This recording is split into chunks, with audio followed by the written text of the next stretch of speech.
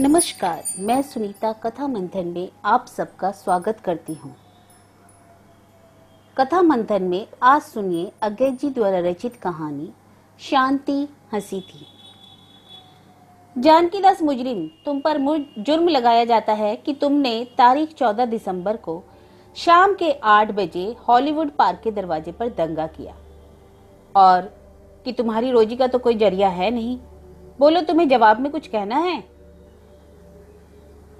जवाब के बदले जानकीदास को टुकुर टुकुर अपनी ओर देखता पाकर ना जाने क्यों मजिस्ट्रेट पसीज उठे और उन्होंने कहा, जो कुछ तुम्हें जवाब में कहना हो सोच लो। मैं तुम्हें 5 मिनट की मोहलत देता हूँ। 5 मिनट? 5 मिनट? जानकीदास के वज्राहत मन को मानो कोड़े की चोट सा, मानो बिच्छू के डंक सा यह एक फिक्रा काटने लगा। बताने की फिजूल कोशिश करने लगा। बस 5 मिनट, 5 मिनट। जैसे नदी के किनारे पड़ा हुआ कछुआ पास का ही खटका सुनकर तनिक सा हिल जाता है और फिर वैसा ही रह जाता है लौंदे का लौदा, वैसा ही जानकीदास के मन ने कहा। शांति हंसी थी और रह गया। 5 मिनट। कुछ कहना है? अवश्य सफाई देनी है? अवश्य। 5 मिनट। शांति हंसी थी। कब, कहाँ, क्यों हंसी थी और कौन है वह? क्यों है? मुझे क्या है उससे? 5 मिनट। और धीरे धीरे याद सा आने लगा, किंतु याद की तरह नहीं, बुखार के बुरे सपनों की तरह। शांति ने रोटी उसके हाथ में थमाकर उसी में भाजी डालते डालते कहा था, इस वक्त तो खा लेते हैं, उस बेर मेरी एकादशी है। उसने पूछा था, क्यों? क्यों क्या, तुम्हें खिला दूंगी। और हंस दी थी। उस जून के लिए रोटी नहीं है, यह कहने के लिए हंस दी थी।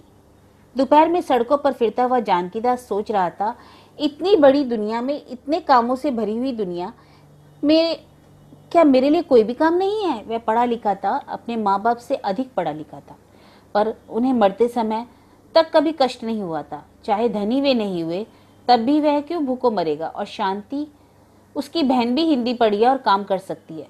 जहाँ उसे आशा थी वहाँ सब जगह वह देख चुका था, बल्कि जहाँ आशा नहीं थी वहाँ भी देख देख कर वह लौट चुका था।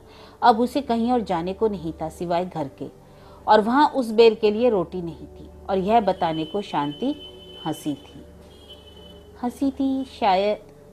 तब तक भले ही उसके मन में संपन्नता का, पढ़ाई का, दर्जे का, इज्जत आबरू का, बुर्जुआ मनोवृत्ति का कुछ निशान भी बाकी रहा हो, तब नहीं रहा। उसके लिए कुछ नहीं रहा था।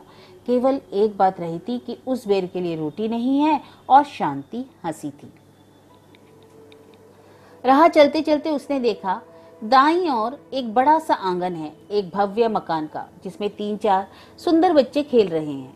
एक लड़की बिना आग के एक छोटे से चूल्हे पर लकड़ी की हंडिया चढ़ाए रसोई पका रही है और खेलने वाले लड़कों से कह रही है, आओ भैया, रोटी तैयार है। वह एकाएक आंगन के भीतर हो लिया। लड़के सहम कर खड़े हो गए, शायद उसका मुंह देखकर। उसने एक लड़के से कहा, बेटा जाकर अपने पिता से पूछ लो, यहाँ कोई पढ़ाने का काम है? हम नहीं जाते, आप ही पूछ लो, लड़के ने कहा। जानकीदास ने दूसरे लड़के से कहा, तुम पूछ दोगे? बड़े अच्छे हो तुम।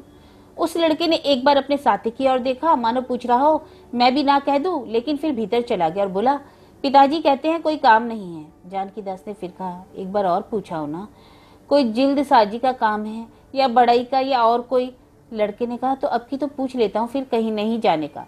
और भीतर चला गया। आकर बोला, पिताजी कहते हैं यहाँ से चले जाओ, कोई काम नहीं है और फिजूल मेरा सिर मत खाओ। जानकीदास बाहर निकल आया।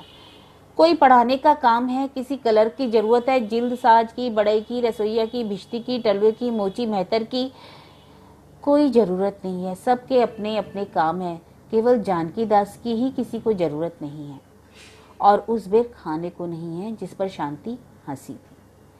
शाम को हॉलीवुड पार्क के दरवाजे के पास जो भीड़ खड़ी थी, उन्हीं में वह भी था। दुनिया है, घर है, शांति है, रोटी है, यह सब भूल गया था। भूल नहीं गया था, याद रखने की क्षमता, मन को इकट्ठा अपने वश में रखने की सामर्थ्य वह खो बैठा था। ना उसका कोई सोच था, ना उसकी कोई इच्छा। यहाँ भीड़ थी, लोग खड़े थे, इसलिए वह भी खड़ा था।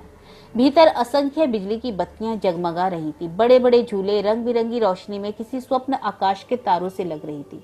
कहीं एक बहुत ऊंचा खंबा था, जिसकी कुल लंबाई नीली और लाल लैंपों में सजी हुई थी, और उसके ऊपर एक तख्ता बंधा हुआ था।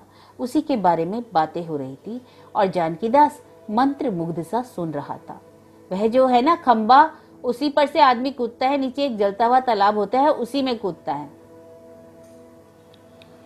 उससे पहले दूसरा खेल भी होता है जिसमें कुत्ता कूदता है, नहीं बाद में है। पहले साइकिल पर से कूदने वाला है, वह यहाँ से नहीं दिखता। वह कितने बजे होगा? अरे अभी थोड़ी देर में होने वाला है, 8 बजे होता है। यह आवाज क्या है? अरे वह जो गुंबद में मोटरसाइकिल चलाता है ना, उसी की है। जानकीदास का अपना कुछ नहीं था, इच्छा शक्ति भी नहीं। जो दूसरे सुनते थे वह उसे सुना जाता था, और जो दूसरे देखते थे वह उसे दिख जाता था।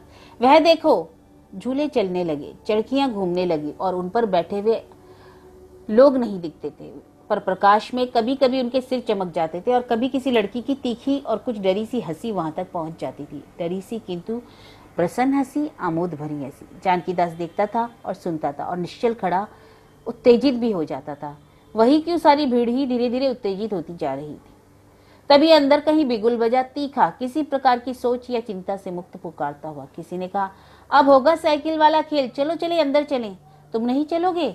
चलो मैं भी चलता हूँ यार, यह तो देखना चाहिए। आओ ना जल्दी, फिर जगह नहीं रहेगी।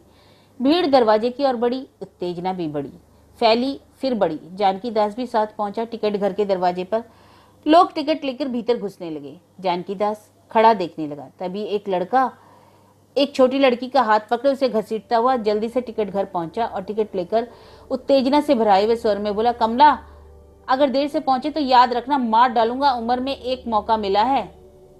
आगे जानकीदास नहीं सुन सका। वह लपककर टिकट घर पर पहुंचा, टिकट मांगी, जेब में डाली, दूसरा हाथ अंदर जेब में डाला, पैसा निकालने के लिए 4 आने डाला और पड़ा रहने दिया। निकाला नहीं, उत्तेजना टूट गई, जेब में एक पैसा नहीं था। मुजरिम, तुम्हें कुछ कहना है?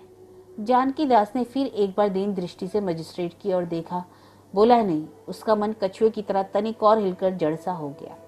उस बेर उसने नहीं खाई थी तो शांति ने खा ली होगी।